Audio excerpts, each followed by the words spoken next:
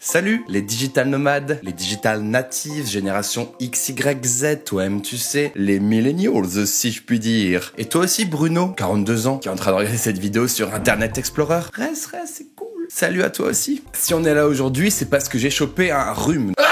Donc ça, c'est une information très peu qualitative et intéressante pour vous, mais c'est surtout parce que je relance le sujet des critiques UX. C'est parti. Générique. Alors, si on est tous réunis ici, c'est pour parler des tab bars. Alors j'imagine que tout le monde sait ici ce qu'est une tab bar. Ce sont ces petits onglets disposés en bas de nos applis mobiles qui nous permettent de naviguer entre les différents écrans. Et on est tous d'accord pour dire que la tab bar s'est imposée comme un grand classique de la navigation sur mobile. On est tous d'accord. D'ailleurs, à ce sujet, petite parenthèse, avant, on était des sacrés coquins. Parce qu'on aimait bien les burgers menus, vous vous souvenez? Aïe, les burgers menus, c'était un délire. C'était une catastrophe UX pour plein de raisons qu'on va pas aborder ici. On pensait que c'était la solution magique qui permettait de faire rentrer tout son putain de site web dans son appli mobile, alors que c'est pas ça qu'il faut faire. Il faut repenser les usages différemment, ne pas cacher la navigation, etc., etc. Vous me comprenez en tout cas? Donc aujourd'hui, retour de la tab bar, tout ça. Elle est même apparue ces dernières années dans le Material Design et donc dans Android. Wow. Mais bon, malgré tout ça, je vois beaucoup trop d'applications qui utilisent mal cette tab bar. Mais oui, il y a beaucoup trop d'applications qui font une erreur qui m'énerve de ouf, dont personne ne parle. Non. Ok, on se calme. Alors voilà, tout simplement, je voulais partager cette erreur sur les tab bars avec vous dans cette vidéo. Et je voulais savoir surtout si vous étiez d'accord avec moi ou non. Alors dites-le moi à la fin de la vidéo dans les commentaires. Ce que je vais vous présenter ici, ce n'est que mon avis, d'accord? Je ne voulais pas vous brusquer. D'ailleurs, il me semble que c'est le moment opportun de vous proposer de vous abonner à la chaîne si ce n'est pas encore fait. Voilà, abonnez-vous. On se sent pas mieux là. Abonnez à la chaîne. On y va. Mais dis-moi Basti, comment ça fonctionne une tab bar? Alors, pour rappel, une tab bar, c'est comme des petits onglets. Une tab bar, c'est une zone de navigation. Cette zone de navigation, elle est de préférence disposée en bas sur mobile. Ça, c'est pour pas que tu te fasses une tendinite au pouce à force de stalker ton ex sur Instagram. On sait ce que tu fais. Et donc la fonction d'une tab bar, ça va être de réaliser une action de navigation. Retenez bien ça, de navigation, c'est super important pour la suite. Et quand je dis une action de navigation, ça veut pas dire une action tout court. Et c'est là où arrive l'erreur. Partie 2, petit a, l'erreur. Eh bien, vous vous en doutez, l'erreur est la suivante. Quand une tab bar va appeler une action qui n'est pas une action de navigation. Ou encore, petite variante encore pire, quand cette action de navigation vient cacher ma tab bar. Ouh, tu m'as fait bouffer ça? Et tu me donnes ça à bouffer? Putain, un plat, j'ai 2 trucs daubés.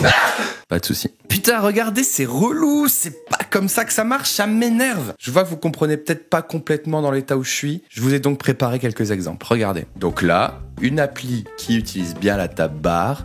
Je me promène dans les onglets.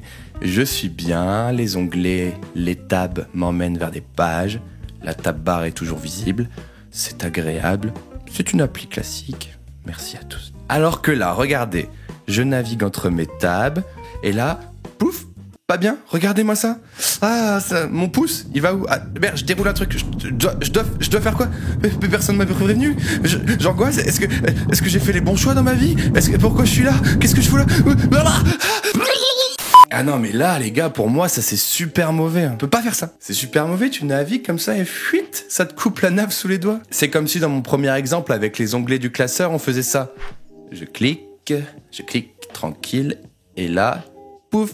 Mais pourquoi? Mais laisse-moi, c'est absurde. C'est comme si dans la vraie vie, vous pouviez ouvrir 4 boîtes ou 4 tiroirs de votre commode et que les 3 premiers tiroirs, tout se passait bien. J'ouvre mon tiroir, je vois le contenu. J'ouvre mon tiroir, je vois le contenu. J'ouvre mon tiroir, je vois le contenu. Et le dernier tiroir, j'ouvre le tiroir, et je me prends tout dans la gueule. Mais pourquoi? J'ai rien demandé. Bon, écoutez les amis, je pense que vous avez compris un petit peu toutes mes métaphores, j'en ai fait assez. On peut passer à la suite. Petite parenthèse importante, je suis dans un écosystème iOS. Je sais que les Android possèdent un petit bouton back physique ou tout le temps présent qui permet de retourner à l'écran précédent. J'ai été interrogé une dizaine d'utilisateurs Android quand j'écrivais cette vidéo et ils m'ont tous dit qu'ils utilisaient beaucoup ce back physique pour retourner comme un historique à l'écran précédent. Donc oui, je dis tout de suite, c'est un peu moins grave de faire cette erreur sur Android parce que les utilisateurs ont l'habitude d'utiliser le back historique. Donc oui, cette vidéo est un peu plus orientée pour les iOS. J'avoue, merci de m'avoir écouté. Alors je vous vois venir, Bastille 8, tu critiques tout ça, mais est-ce que tu as pensé à des solutions pour pallier à ce problème ergonomique? Eh bien oui les amis, et je vous ai préparé 3 cas. Alors cas numéro 1 qu'on va appeler...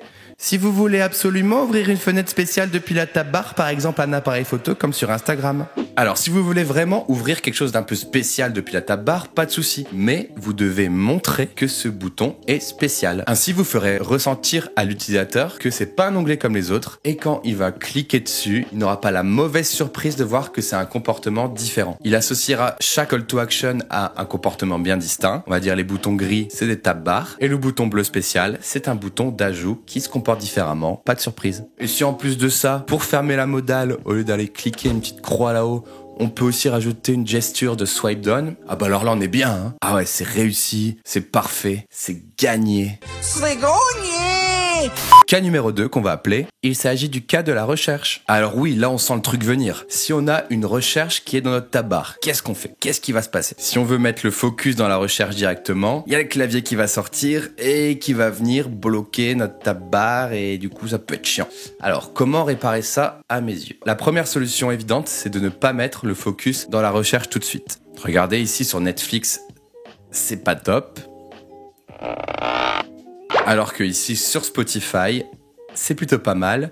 Et avec la petite cerise sur le gâteau, quand je tape 2 fois sur la loupe, cette fois-ci il y a le clavier qui sort. Ça, c'est des professionnels qui l'ont fait, je pense. Ah ouais, là c'est taffé, hein. On arrive sur une qualité du delivery, je dirais, au niveau des micro-interactions qui est assez poussée pour convertir le maximum de power users sur la feature. Après, c'est les pros qui font ça, après ils savent ce qu'ils font, Mais il y a quand même un deuxième cas de figure, ça va être les expériences où on va vraiment vouloir avoir le focus dans la barre de recherche directement. Donc si vous voulez pousser votre clavier tout de suite, 2 solutions. Première solution, c'est de faire comme dans le cas 1. Vous mettez votre bouton de recherche dans un style différent et ça va montrer à l'utilisateur qu'il va y avoir un comportement différent. Pas de mauvaise surprise. Et deuxième solution, tout simplement mettre ce bouton de recherche autre part. Sous forme de barre sur la home, sous forme de picto en haut sur la home, sous forme de bouton flottant, sur la Tour Eiffel avec le groupe les PNL. Je ne sais pas, Josuandre,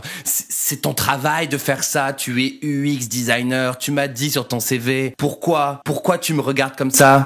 Et enfin, cas numéro 3 qu'on va appeler le bouton d'ajout de Dropbox, tout simplement. Ah ouais, donc là il y a plus aucun effort sur les titres en fait. Quand on teste l'existant sur l'appli Dropbox, bon, c'est pas si mal, mais c'est casse-pied, non? De cacher la tab bar à chaque fois qu'on appuie sur le plus. C'est dommage. Ah, c'est dommage. C'est peut-être la dernière fois. Ouais. Donc, rapidement, un quick win pour fixer ça. Tout simplement, quand on appuie sur le plus, on ne masque plus la tab bar. Au niveau fonctionnalité, ça change pas le comportement. Au niveau ergonomie du menu d'ajout, ça change rien. Au niveau de la tab bar, c'est beaucoup mieux. Mais oui, bah je le dis. Ouais, bah je l'aurais dit. Oui, c'est l'appli Note. Donc voilà, ne pas masquer la tab bar ici, c'est quand même évident, très peu coûteux en temps pour la modif et bien plus agréable à utiliser. Donc voilà, c'était mes 3 petites études de cas. Il y en avait encore plein d'autres. J'avais préparé une liste d'applis qui faisaient ça bien et d'applis qui faisaient ça pas bien. Je vais vous mettre la liste dans la description si vous voulez aller jeter un œil et vous faire un avis. Évidemment, ces listes de bien et pas bien, elles valent à la date où je tourne cette vidéo. Bah oui, parce qu'on se doute que dès demain, ils auront tous vu ma vidéo et ils auront fait les modifs en fonction. C'est plutôt évident. Mais bien sûr. Et donc voilà les amis, c'était ma petite critique, mon petit coup de gueule sur les tab-bars. Alors maintenant, ce qui va m'intéresser, c'est vous. Est-ce que vous aviez déjà remarqué ça dans certaines applis? Et sinon, est-ce que vous êtes d'accord avec moi? Alors je vous le dis tout de suite, je pense pas du tout détenir la vérité sur cette problématique, mais ce qui m'intéresse, c'est d'échanger avec vous. Et donc c'est pour ça que je vous invite à en débattre ensemble dans les commentaires. Je suis d'accord, je suis pas d'accord, ça dépend des fois, mais j'ai une autre solution. Je suis fan de Jérôme. Voilà, merci à tous d'avoir regardé cette vidéo jusqu'au bout. Si vous avez besoin d'en apprendre plus en UX ou en UI, je vous invite à jeter un œil dans la description. Je vous invite à me suivre sur mes réseaux sociaux, au tab-bar, on va pas se mentir, pas ouf des fois. Évidemment, l'abonnement, la cloche sont de rigueur par les temps qui courent. On n'oublie pas aussi le petit like.